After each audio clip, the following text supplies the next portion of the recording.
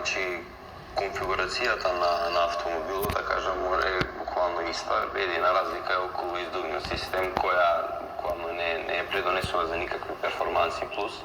Буквално возилото е исто, штелките, односно можностите за сетап на возилото се генерално исти. Големата разлика е се нормално патеките на кои ќе возиме, односно се вози цела Европа, додека во италијанскиот се вози само италијански патеки и конкуренцијата. Конкуренцијата е неспоредливо на повисоко ниво. Иако дел од возачите во кои возев јас во италијанскиот шампионат возат веќе неколку години во Суперкубок, сепак, например, ако во италијанскиот шампионат сме биле 35-40 возила, последните, да кажам, до 25, 20-25 возачи биле на некое си пристојно ниво, иако и тоа за мене е реално многу високо ниво.